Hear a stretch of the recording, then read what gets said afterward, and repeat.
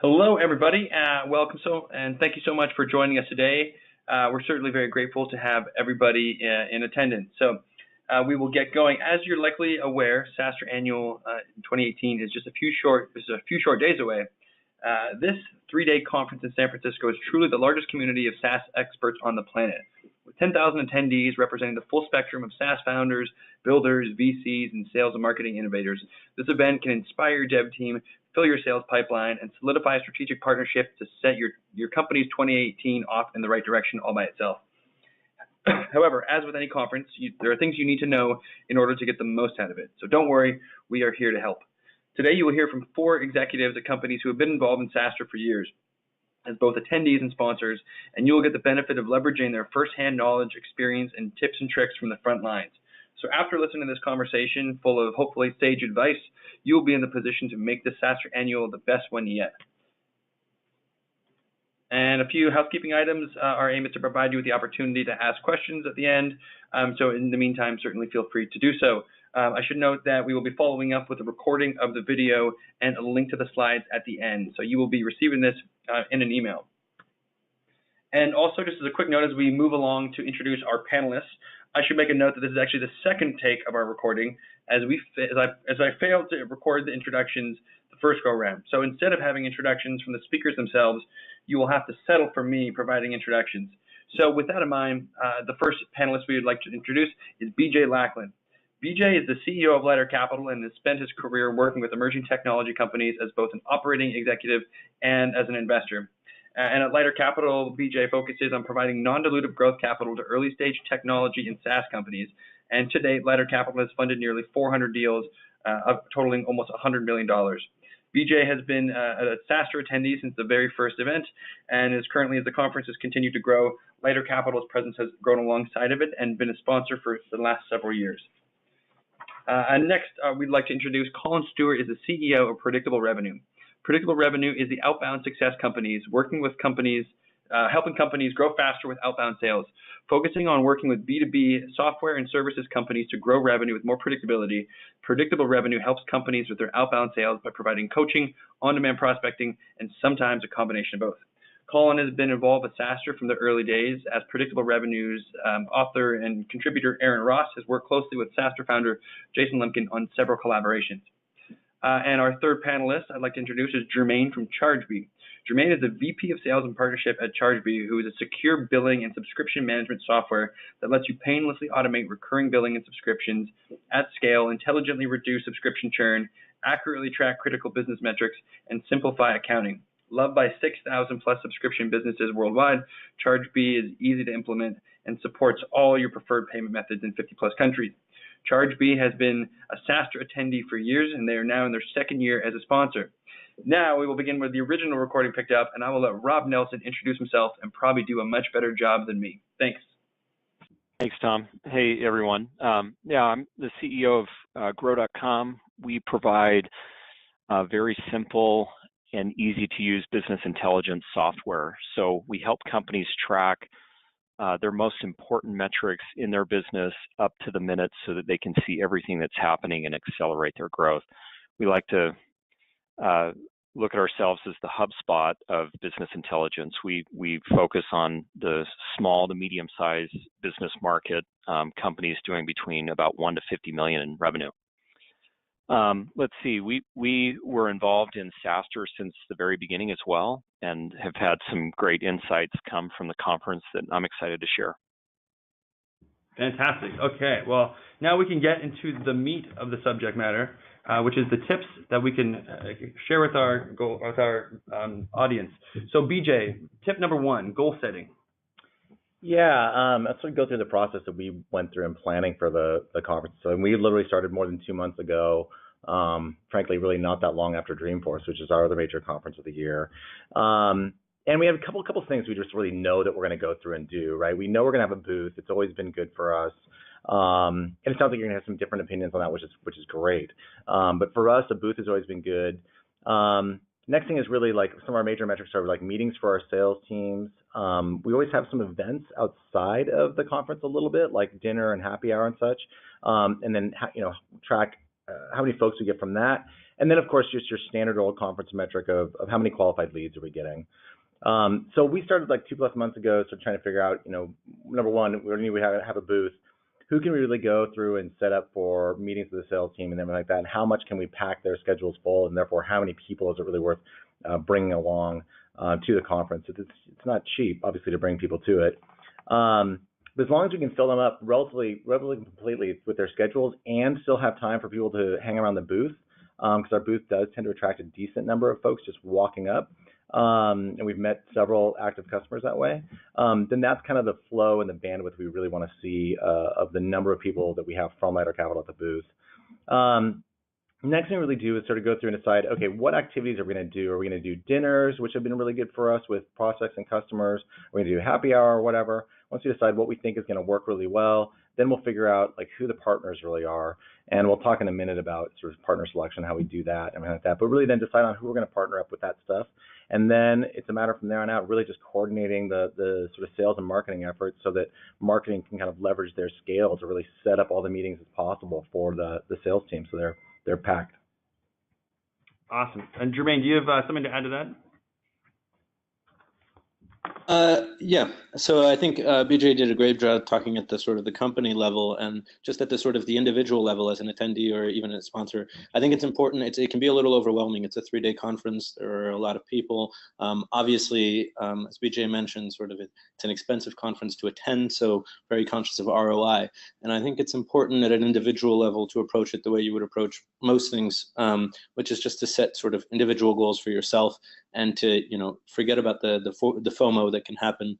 You definitely won't be able to attend all the conferences. You won't be able to attend all the events. You won't be able to meet all the people. But why not just focus on the meaningful conference based on what stage your company is at, the couple people that you really want to meet, either sort of because they're prospects or because they're sort of industry leaders that you think it's a good way to get in touch with, and then to attend 1 or 2 parties. And at that level, just at the parties for me, I just set it at sort of an objective of meeting X amount of people, 5 people. And once that, I know I can go home and rest because it's important to get your rest too. Awesome. Hey, Tom, thanks, guys. Can we go off script a bit? BJ and Germain, I'd love to hear just personally, what are your goals for SaaStr for this year? If you want to share your either personal goals, company goals, I can start if you guys, just to give you a sec to think on that. Before we used to think really heavily or put a lot of weight on badge scans. We changed that up quite a bit in the last couple of years. And now we're focused on like really high quality conversations. So our metric, and we've got a way that of going through this that I'll show you later, but we're looking at 50 really high quality conversations with next steps. That's our goal for the booth. How about you guys? This is BJ Leiter. We actually, interestingly enough, in Collin, seen some of your writings on making sure they're really qualified folks. We've got a couple of different ways we try to qualify them. It could be a salesperson talking to them and getting sort of key information. Also, we have people sometimes fill out information on an iPad and such separately, so we can collect information. I mean, obviously we're a funding source, so we're interested in what's kind of private information about these companies and how much people will actually disclose to us. Sometimes it's difficult, but we focus a little more on the individual ones. And depending upon the salesperson, they're all kind of all over the place. But we really want to see that they're going to basically pack their day with at least 5 quality meetings with people. Yeah, I think round it up. Just very quickly, we set it at sort of 3 levels. The ones that are sort of already in our pipeline, who we want to connect with, and we need to bring the deal forward. And they're either we give them, since we're sponsors, we invite them to join the conference, give them discount codes or whatnot. And so there are probably 20 that fall into that bucket. Net new, we're probably looking at, people thinking seriously about changing really qualified billing solutions. Probably like 5 to 7 would be a good starting point for us. And then sort of partnerships angle as sort of the ecosystem play with integration partners that we're always looking to develop. Awesome. Okay, thanks, guys. And so we're kind of moving along chronologically. After goal setting, there's prospecting. So Rob, maybe you can help us with some of your tips for prospecting.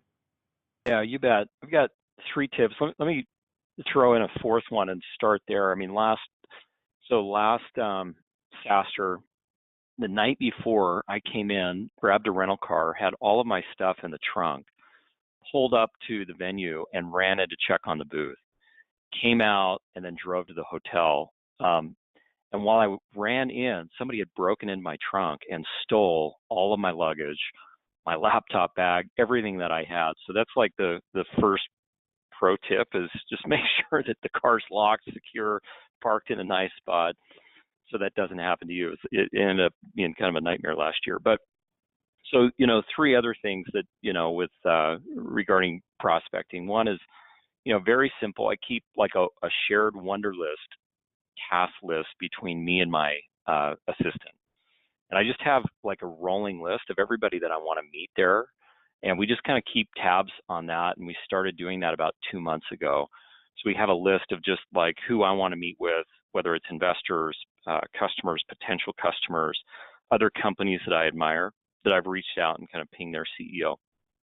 So that's one. The second is we do a pre-event marketing campaign where the marketing team is targeting past attendees and then attendees or companies that we think will be attendees this year. And so we're doing some general marketing outreach, doing some incentives and gift cards and that are tied to anyone that wants to check out a demo. And so we're attacking that from a marketing standpoint. The other thing that we're doing on the prospecting is having the AEs and our SDR team doing some outreach directly from the SaaStr app. So we're taking those names, dropping them into Salesforce, doing some outreach, again, to invite them to come to the booth, invite them to meet up and check out our products. So those are the three things that we're doing. Excellent. And BJ, maybe you could add just a little bit on some of your tips for prospecting. Sorry. Yeah, a little bit different than prospecting, but actually we have a ton of customers that will attend. So for us, it's actually one of the top things is just going and meeting all the customers. We don't always meet the customers before we'll fund them. So meeting customers at SaaStr is actually a great thing, which of course, just like all companies, the more we can have good relationships with our customers, the more we'll get new customers through them as well. So it's a bit of indirect prospecting, but that's really top of the list for a lot of the team. Then talking to anybody that's like an active prospect, all the people that we're actively talking to right now about funding and things like that, we'll ask them if they're heading to SaaStr, even if they're not, say, in California or whatever. If they're a SaaS-related business, there's a halfway decent chance they're going to be there. So if we're not certain whether they're attending or not, we'll just outright ask and offer to meet them. And it's always a good sort of sales outreach anyway, good sort of co-branding with the SaaStr name. Then we'll always go and look, kind of like Rob said, at past attendee lists and such, as well as anybody we'd met there in the past. And then of course we do a scan of the other sponsors at the event as well, and we'll sort of go through and qualify and see if we think any of the sponsors there are good for us to meet. All right, moving straight along. Collin, can you give us some insights to your goals for prepping? Sure. So the way we see the conference itself, we actually treat it just like our inbound marketing funnel or inbound sales funnel. In the way that we structure the way the conversations that we have. So when I talk to the team, what I'm really looking for is the organization. We're going to bring more than just salespeople, and we're going to have our initial like market response reps, so our inbound guys that handle the inbound leads on the front lines. And literally, if you think about an upside down pyramid, right? There are going to be 4 of them on the front lines. Then there's going to be sort of 2 support people behind them that are making sure they've got the cards that they need.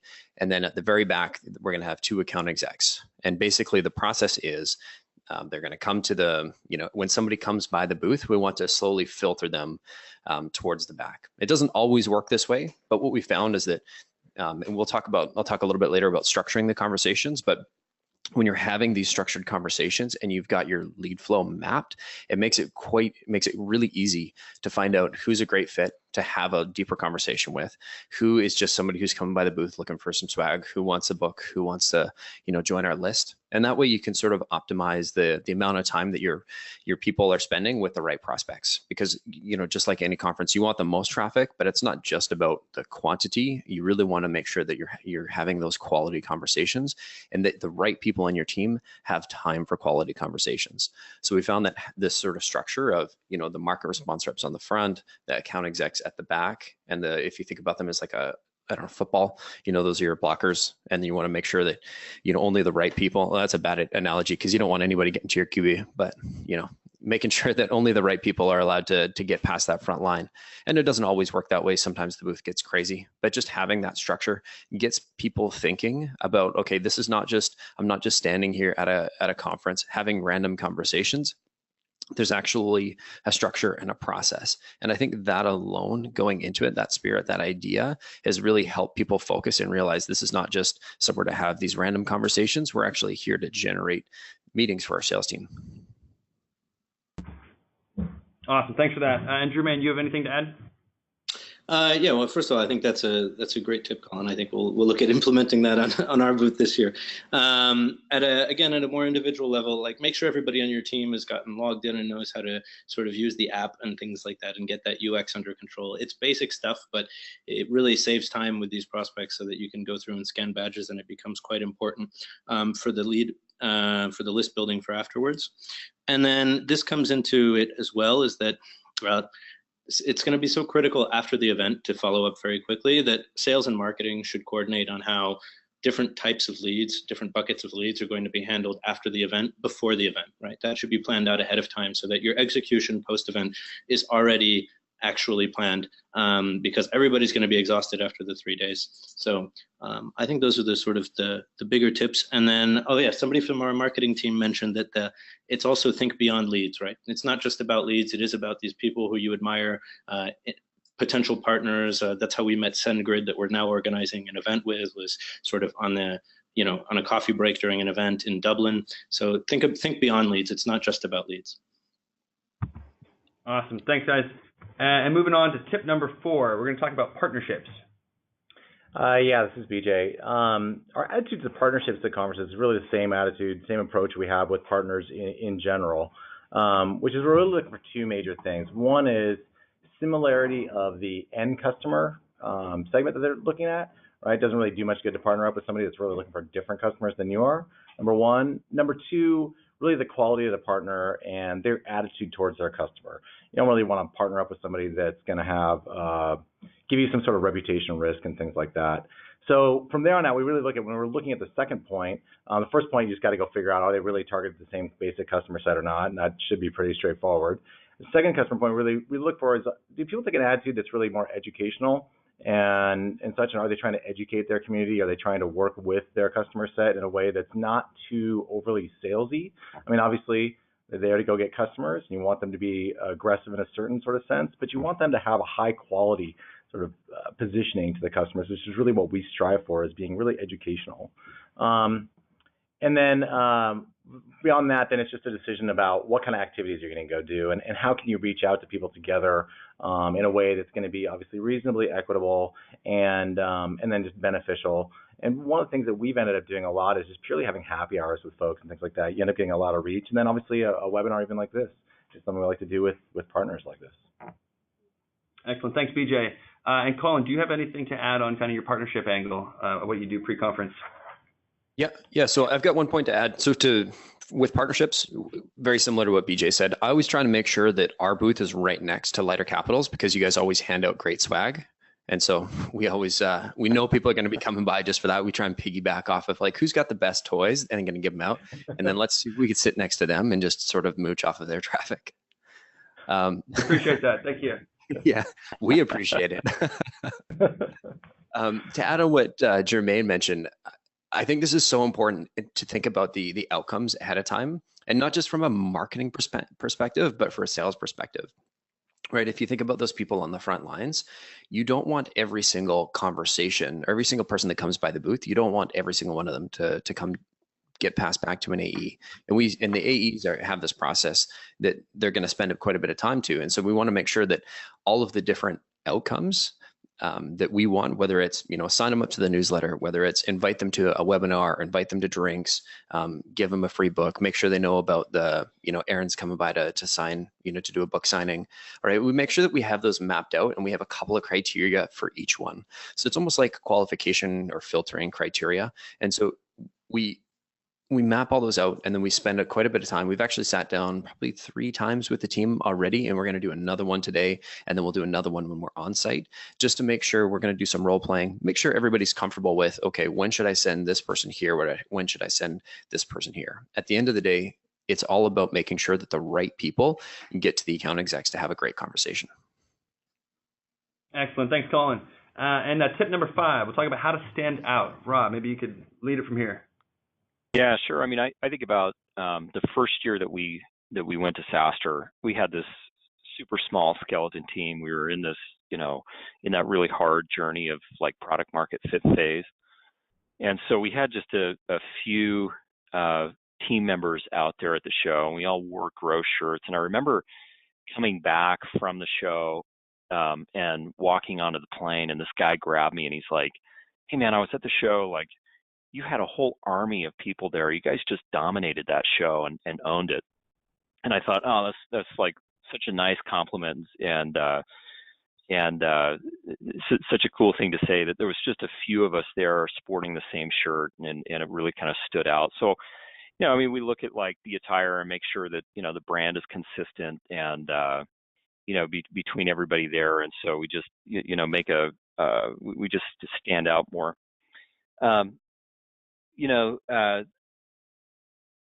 Last year when I showed up, like the night before when my stuff got stolen, I walk in to see our booth, and they had printed our sign, and it just was really lame and it just looked bad. And so I grabbed somebody, and we did like an emergency printing like overnight that came in first thing in the morning, and it was like hundreds of dollars to reprint it above the booth. But I mean, the fact is, if you're going to go and exhibit, you're spending thousands and thousands of dollars. What's another $500 if the signage isn't right, or if you can get it to stand out a little bit more to drive more traffic? I mean, it was totally worth it in my opinion.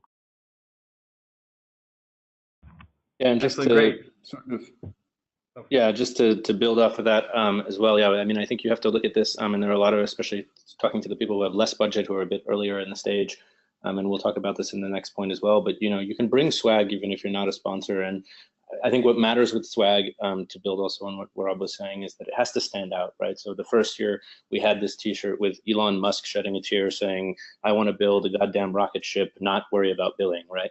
And so it was less of a sort of overt push of our logo than just that. And now you see these Elon Musks walking around. So yeah, get a little bit creative, think a little bit outside the box so that you can sort of leverage there are a lot of eyeballs there. So if you get a little bit, take a few risks, it'll work out. And I think that'll lead us into the next point as well, Tom. Yes, wonderful segue to your next tip. Maybe you could tell us about guerrilla marketing.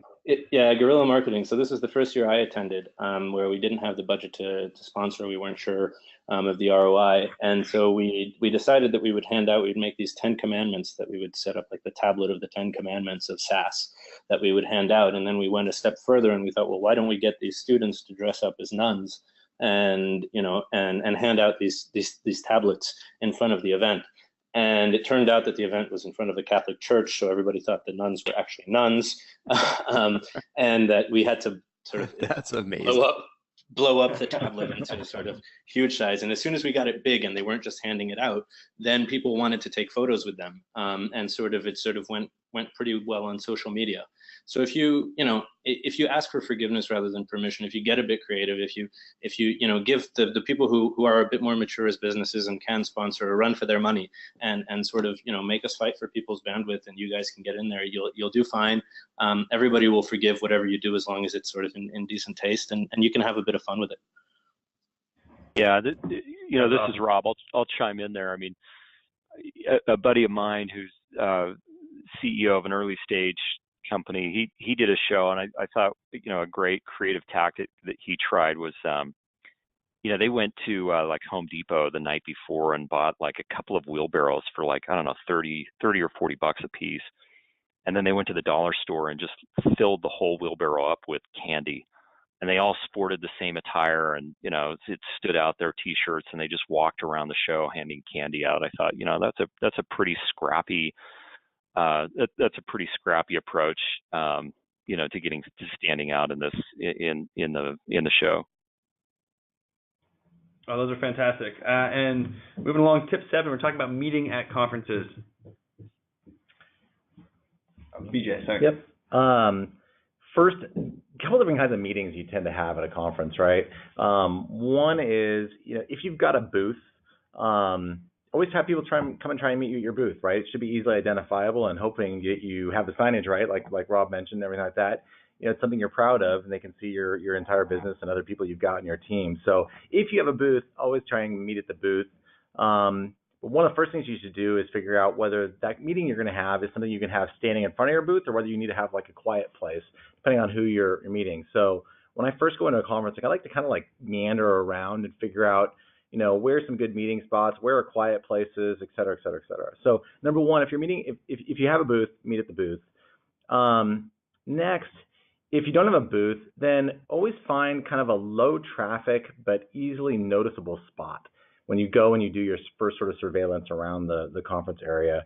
So sometimes that's like right near the entrance. Sometimes the entrance is really busy. I think one year they were doing like pictures on one side when you walked in, and like to the left they were doing like photos and things, and there weren't that many people there. So you could always meet by the photo booth thing.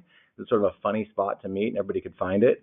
But again, then you have to figure out, are you going to stand there and talk, or can you walk up one flight of stairs and find a really quiet spot where it's better for a meeting? And then the third kind of meeting is meeting somebody that's not necessarily attending the conference. So you can't meet them inside the conference.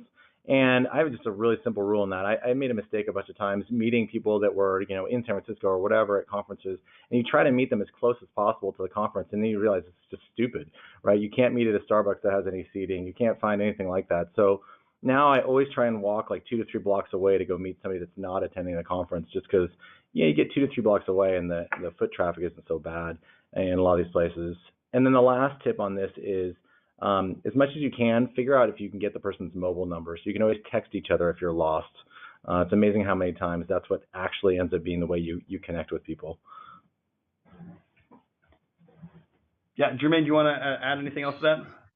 Yeah, I think those are really great tactical tips. I think also, there's the temptation of the big parties. In our experience, those are time sinks. Like there's really few meaningful connections that come out of those great parties, even though they can be fun. Again, it's a 3-day marathon, so you have to be careful of the temptation of the party versus the actual ROI.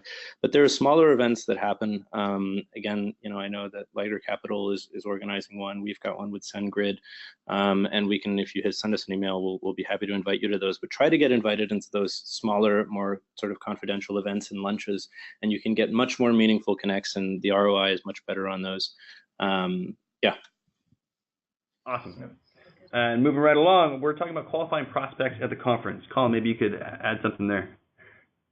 So this just sort of builds on our idea of treating the conference like our inbound marketing and sales funnel, right? So we've got the structure in place where we have our market response reps at the front and our account execs at the back. The next step here is training them on how to have a good conversation. And this really came about. I spent my whole life in sales, but I've been to many caconferences, but I always found that for some reason, it's just the energy of the conference. I'd always just jump into like the worst sales version of myself, where I'm just rambling and ranting about absolutely everything. And the second time you've had a 45-minute conversation with a prospect, and they just sort of look at you blankly, nod, and then walk away, and you're like, I didn't really produce anything valuable there, and I just burned 45 minutes. But I sure felt smart saying all of these things. It's almost like all of my sales knowledge and best practices just sort of went out the window. So we realized this after doing this a couple of times, that hey, if I, who have been selling for 12, 13 years, if I need a little help here, chances are the rest of the team, and we bring people outside of sales, so chances are they need a little bit of help having those right conversations. And so what we did is we took our qualification criteria that we would, ask on an inbound call. We get a lot of inbound interest just because of the book and the brand and the awareness. And so we said, okay, well, what are the things that we would ask somebody that filled out a lead on our marketing site? Right. And we sort of split those into 4 categories. And then we have just check boxes for each. And then instead of putting them on an iPad or a computer, we actually printed them out postcard size. And I think the magical thing here is not necessarily the content, but it's the intent behind the card and the fact that it is actually a paper card. And so what we noticed at the event is they were getting really excited about the cards. They were like, oh, that's really interesting. Let me have a look myself. Let me see if I can check some of them off. The first one I did at the conference at SaaStr last year, the guy saw me grab the card and he's like, what is that? And I explained it to him. He's like, oh, we'll give it to me. And in 2 minutes, he's like, yeah, no, we're definitely not a fit, but I know somebody who is. By the way, can I have a copy of this card because I want to go steal this idea? And it took what probably could have been a 15, 20-minute conversation with a guy who was super interesting, but it cut it short because he's like, hey, I'm not a good fit. I don't want to waste my time. I don't want to waste your time. So we were able to get to a really high quality conversation and figure out that, hey, the next steps are, let me just add you to our marketing list, and then in response, he's like, hey, this is a really cool process. I want to bring one of my friends by. And I think we actually got a couple leads out of that first guy that came by. But what our cards look like is basically 4 quadrants, and just we've categorized at a high level each of the questions, and it's really just check boxes. It's hard to ask. We've got a couple open-ended questions, but really these are conversation starters. We're not going through like a doctor, hey, do you have a dedicated outbound team? Do you have this? Do you have more than this funding? Do you have more than that revenue? Right? These are conversation starters, and it's more of it's a guide to shape the conversation and not a checklist. And that's all part of the training that we do, is that you need to look at it's all about having a great conversation with the person in front of you, but making that conversation productive, right? So, hey, Collin, sorry we actually have a question here. Someone is asking us what you had on that card. So maybe you could just briefly give some detail about what was actually on the card that made it so appealing. Sure. I can. It is a very ugly card. We had a guy in Fiverr design it for us. It's kind of got that hand-drawn feel. I've got a link that we can maybe shoot out afterwards that has a visual of the card, the guy on Fiverr that we used, and then you can see the process from start to finish. But at a high level, 4 quadrants. Top left is team, bottom left is customers, top right is results, bottom right is targeting. Right. And these are the 4 general categories of questions that we're going to ask. And we start with team, because if somebody doesn't have, for us, and this is unique to us, but these are really the deal killers. If somebody doesn't have a dedicated outbound team, or they don't want to build a dedicated outbound team, the chances are they're not going to be a fit for 2/3 of our business, right? If they're not a B2B company, then, we're probably not going to be able to help them at all. Right. And then we start to talk about results. So how is it going? So understand, on the left, we do team and customers. So, where are they as a business? What's your revenue look like? Gives us a gauge of, whether or not they can afford to buy our solution. And it also, we've got a couple questions in there that help determine which AE that we should send them to. And then we talk about results, which is basically, how happy are you with what you're doing currently? Helps sort of build the pain, build the use case and the reason for, hey, I think you should talk to an account exec. And then targeting last, it's one of those conversations that we find people can go super deep on. So we leave it last because sometimes we don't go very, very deep on it. And we'll leave that for the account exec. And then the bottom 2 boxes at the very bottom. So that's the main quadrant. The bottom left is how should we get in touch with you? And then what are the next steps? And what we found is that we only printed on one side and we left the other side blank because our salespeople were just taking notes like crazy on the back. Make sure everybody has pens, make sure we've got lots of cards. And we made sure that people weren't standing in the hall with cards in hand. They were just standing there ready to have a conversation. And once somebody started asking these sort of buying questions, that's when we grabbed this card. Perfect. Thank you so much. And Rob, is there anything you want to add to that with regards to qualifying prospects at the conference? I think that's such a smart approach, Collin. I like that a lot. I think our business is focused on SMB versus like an enterprise sale. And I think one of the challenges of SMB is that you've got to do a lot of volume. And so how do you qualify quickly? And so the only thing I'd add to that is like just a lot of training and transparency around reps for deals that not just qualify and but also like where it's not a good fit, and making sure that the reps understand not just the buyer personas, but like also a persona of like where it's just clearly not a fit, so we're not wasting anyone's, wasting that customer's time. Awesome. Okay, well, traveling right along, we're up to tip number 9. We're going to talk about booth traffic. So, Collin, maybe you can lead us again. Sure. Just sort of building on, what I've kind of alluded to this earlier, but your booth is your source of inbound leads, right? And it's not just like our main metric is those qualified conversations with next steps, right? That's our goal. But a very small fraction of people that actually come by the booth are actually going to sort of meet those criteria and walk through that process. So just making sure that we've got our other outcomes set up ahead of time and that our salespeople are trained on those. And to give you an example of like what I'm talking about, like there's, we filled out an Are We a Fit call. So a market response rep filled out an Are We a Fit call, or that's what we call them, Are We a Fit call cards, Are We a Fit cards. And they fill the one out and there's next steps. Great. They go back to see an account exec or we book a time to see them later at the conference or the following weeks. We filled out a card, but it's not a great fit. So we've got a set of next steps where, hey, we're going to offer to send you some links because chances are you're a good fit potentially, but just not right now. And so we're going to do a couple of things to stay in touch timing wise. Then there's some others with, they weren't a fit, they're not interested, they're a fan, they're a potential partner.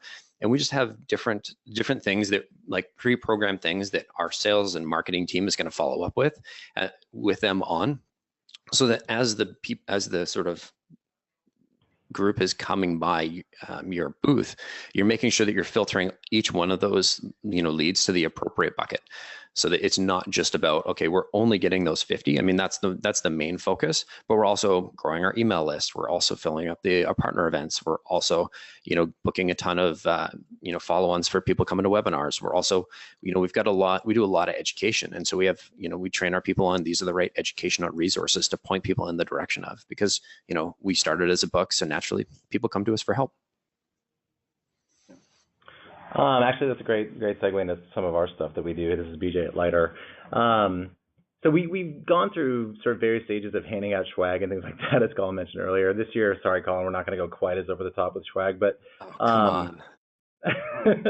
but one of the things that we do, two different notes really of things we do. Number one, we make sure we also go out to the other booths and things like that and just kind of understand who's there, because it's always interesting. And since we're funding companies throughout sort of the SaaS ecosystem, it's always good to know what's going on with different groups, whether we could be partnering up with them in the future or sort of funding things in that category.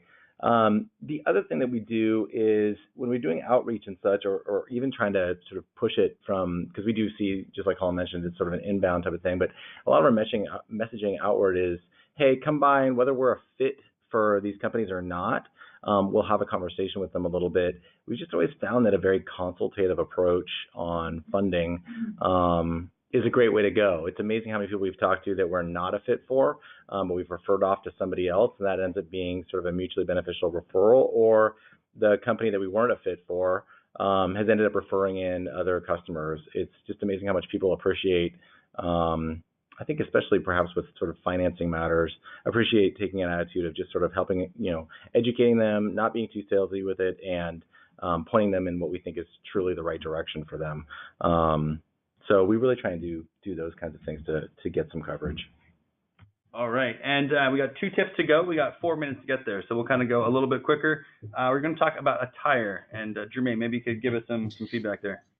Yeah, I think the first thing to note is that you're going to be on your feet a lot. So make sure you wear comfortable shoes. It sounds basic, but it really makes sense.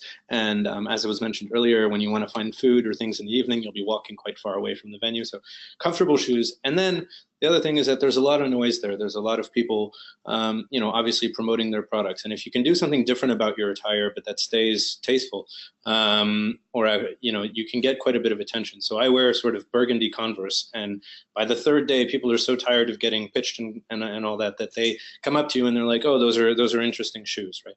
So what I'd really like is if we could get all the attendees on the webinar to get a pair of burgundy Converse, so that we can all do it next time. SaaStr, and then we have a tip for our webinar for next year already in the bag. This is BJ with Lighter. No, that's a great idea and a lot of stuff. We, it's an interesting thing. Being a capital source, in some ways, people want you to be interesting and different, and our motto is that we're changing how startups are financed and things like that. But But people sometimes want a financing source to be a little bit more on the conservative side, which leaves us with less exciting options, being a little bit more boring with certain kinds of things. And so what we have is we have a whole bunch of company clothing, basically, that's got a subtle but noticeable logo on it. And so a lot of people you'll probably see from Lighter Capital will be wearing those kinds of outfits because it identifies you as clearly who you are. And we'll get a lot of people who just, as one of our, say, salespeople, whatever, is walking through the floor, people will just be like, hey, you're Lighter Capital. I've heard of you guys or whatever, and they'll come and grab us just because it's noticeable. It's hard to find good quality clothing that has a suitable logo, but I'll let you guys be the judge about whether we've done that or not. All right, it's a fashion contest. And our last tip that we want to cover here is talking about the sessions and content. So Rob, take it away. Yeah, so I take the executive team out to SaaStr every year, and we have this divide and conquer approach on content and sessions, right? And again, a very simple thing that we do that's been really effective for us is just create a Slack channel. And in real time, while you're in the session, if something stands out, it applies to the business.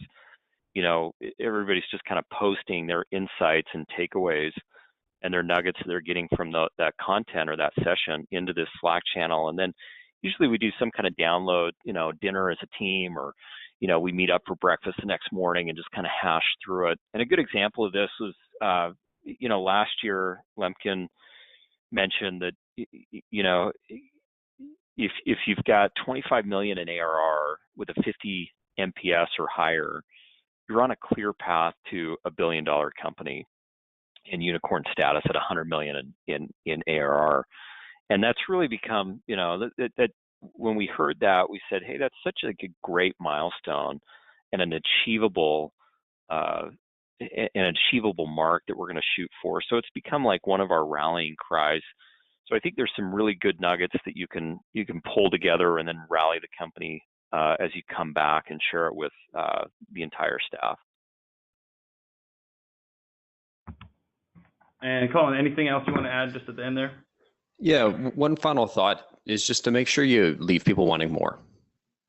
If you give them everything, all of the information at your booth, at the very front lines, there's no good reason to book a follow-up call with your team.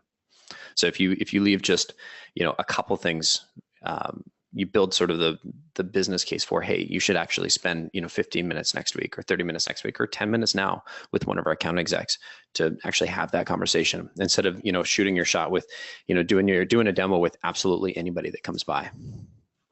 Mm-hmm. Awesome. Okay, well, that rounds out the 11 tips. So I want to thank everyone for in attendance and obviously be mindful of your time. However, we do have about 10 minutes for questions and answers. So there's a fair amount of questions that have come up.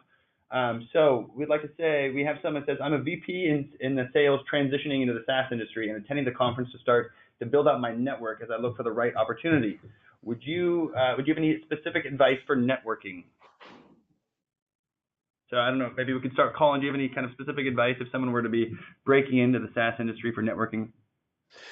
Yeah, I mean, I think somebody pointed out earlier that the app is quite good, and you can figure out ahead of time who your targets are. There's always check out the speaker list and track those people down. The number of speakers that I've been able to connect with at the conference by just shoot them an email ahead of time saying, hey, Thomas, or I'm going to be I'll be at your speech. I want to ask you one quick question. It gives you that. Puts it in their head that you're going to come to talk to them, and when they get swarmed after their session, it gives you that one reason. Hey, Tom, I'm the guy that emailed you. I had this question about this. And he's like, yeah, oh, I know who you are. Let's peel away, and you get almost guaranteed to get 2 or 3 minutes, as opposed to just sort of waiting in that massive huddle of the 20 people that all surround that one rock star speaker. Awesome, thanks, Collin. And thinking about the booth, maybe Rob, you could give us some your strategy about the booth. How many people do you staff at the booth at any given time? Is it 2, 3, less, more? And also relevant to that, talking about booth traffic and waves. How do you kind of prepare for the onslaught of kind of the in-between sessions? Yeah, so we staff the booth with 4 people at any given time. We found that like more than 4, it's just overly aggressive and feels a little too intimidating, and it is. And then we've got a few people kind of rotating in and out of manning the booth so that somebody can go grab lunch or get off their feet for a little bit. So that's about where we try and where we try and staff it with, like 3 to 4 people any given time. Excellent. And we got a question here. It says, I'm in accounting and finance for a SaaS company and attending our first year. I put together metrics and I'm looking for software to make our billing more efficient. Are there quite a few finance backgrounds that come to the conference as well? Maybe BJ, you're quite qualified to speak to that. Yeah, I think, there's certainly some finance folks we've met at the conference and such. It's a bit more, I'd say, on the sales and marketing and executive CEO types and stuff like that attending it, just because of the very nature of the sessions and things like that. But there's certainly tons of people who are going to be in various forms of billing and things like that that are going to be in attendance there. So you can probably meet just about anybody you want to meet in SaaS billing. And just to add on that, there's somebody on this webinar that you probably want to reach out to, because I guarantee Germain knows quite a few people in the finance and the billing. I was going to say, we're at booth 34, so come by and say hello. We'll introduce you to who we know. Awesome. And I guess here's a question, actually, another one for BJ, talking about Ladder Capital. What's the best process to connect with investors at SaaStr? Well, same way you try and connect with investors in general, but with one extra avenue, which is the app, as Collin and other people have mentioned. The app for SaaStr is probably the best conference app that I've ever used, in terms of the amount of people actually reaching out and connecting and responding. A lot of times those apps that you get at conferences just kind of suck and nobody really looks at them. The SaaStr app is truly really different. So number one, reach out to investors in the standard ways you do. Get warm intros and things like that, or look through LinkedIn to see who you know, who they know, and then see if they're going to be attending, or just go through the app. Yeah, that's a great. And a follow-up is, so how do you leverage the app? So maybe outside of connecting with investors, do you guys have any insight or tips to how to leverage the app to connect with partners, prospects, and current clients? Yeah, I'll take this one. This is Collin. During the conference, and we actually, as soon as they open up the app, we actually have a team in India go through and manually click on every profile and just adding them to a list. That allows us to sort of track down who is it that's coming, and you can actually see I find the app sometimes is challenging to really sort and filter, and then it's not a permanent piece. And so by grabbing everybody's LinkedIn profile, and then you can turn that into an email and a phone number, you can get a very good idea of who you want to market to next year. That's fantastic. We're writing that down. And so last question. So we've heard swag mentioned several times on the call. How do you determine how much to spend on swag, and how do you make it unique and standing out from all the typical tchotchkes? I mean, BJ, maybe you could talk about Ladder Capital's experience with swag. Yeah, as mentioned, we've had various amounts of swag that we passed out. I think last year we passed out like VR headsets and things like that. That was mildly productive. Although towards the end we ended up with, we wanted to do it for sort of the Collin qualified leads, as I guess I'll start calling them, and it started off that way, and it ended up breaking down a little bit to the point where we were ending up handing out VR headsets to a lot of people that really didn't do anything for our business. So that's one reason why we're going a little bit lower grade this year. And we've had varying luck. We've had luck at other conferences handing out swag and stuff like that. That was interesting. Just this time we're kind of toning it down more. That's not a real super solid answer on that. I think having something that's interesting, depending upon the venue, can kind of be a bit of a substitute for having interesting attire in a way. You just have to make sure that it's really on point with the message and the feeling you want to give across. Excellent. And Rob, do you have anything? What's Grow's plan for swag? We go light on swag. I think we're doing like those tech deck skateboards that are like $1 a piece, and something just to kind of play with. We haven't put in a ton of money into swag. I mean, T-shirts are pretty common there, but I found that I don't know. I mean, if you've got a good product and, you know, you're doing the right things at the booth, like the swag, I don't know, it doesn't make a massive difference in our business. Now it could if it's more of enterprise play, and I don't know. I mean, that's just my experience and opinion. Mm-hmm. Well, I'll build on that. One of the things I've seen, it was at Salesforce's conference Dreamforce that Domo did really well. They weren't actually giving away swag at the booth. They would only give away swag if you sat through a demo, and they had these huge mass demos that were 35 minutes long, and then at the very end, you got a $75 pair of headphones. And that's pretty common with, yeah, I mean, we see that a lot, right? Where, I mean, there's a lot of big companies that do that. And I think that's like a really good way to approach it if you're going big on swag. Mm-hmm. Yeah. Awesome. Well, those are fantastic points and tips. So thanks, everybody. I want to provide everyone just some contact follow-up information, and also maybe provide each of you guys an opportunity to say how we can connect with you at SaaStr. If you have any events that you'd like to let people be aware of. Germain, what do you got going on? Yeah, so opening night, February 6th, we're doing an event with SendGrid. So you can, if you'd like to attend that, I think it's like from 6 to 8 p.m. near the venue. Basically just drinks, nothing too formal, no presentations, no PowerPoints, I promise. And so if you'd like to get some free drinks, you can send me an email. So it's Germain, Germain at chargebee.com. That's Chargebee with 2 E's. And then throughout the sort of the conference, we're sponsors at a booth. And so we'll be at booth number 34 in the exhibition hall. Come by, say hello if you want some tips, and definitely come and show me that you bought those burgundy Converse. Yeah, thank you. Thanks, Germain. And Rob, can you add about Grow?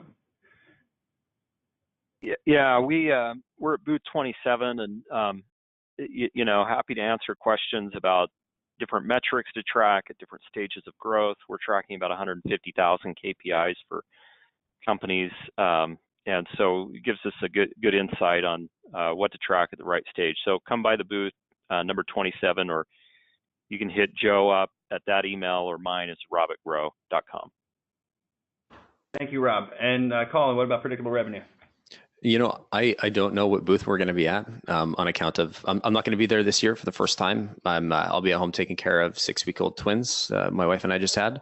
But thanks, guys. We've got 2 events happening. One on the 6th that we've co-sponsored with, I think everybody here that's on the, Mina is telling me booth 31 is where we're at. But we're doing an event with Lighter Capital on the 6th, and then we're having a VIP, basically a VIP sales leaders meetup that's invite only on the 7th. So if you are a VP of sales, director of sales development manager, email Mina and we'll get you added to that list. Wonderful. And on behalf of Lighter Capital, I'm Tom Malcolm. Sorry, partnership. Sorry, it's booth 31 for predictable revenue. Booth 31, and 31. Lighter Capital will be at booth 48. We're going to be hosting a happy hour with predictable revenue and some great companies on the 6th. You can also connect with our investment team if you are interested in learning about Lighter Capital's non-dilutive funding, and we're going to be hosting some VIP dinners as well. So we will include all this information in a follow-up email, so you can get in touch with anyone from Chargebee, Predictable Revenue, and Grow. So on behalf of our wonderful partners, I'd like to say a huge thanks to everyone for attending, and I hope you have a wonderful conference, and we'd love to connect with you while we're down there. Thank you.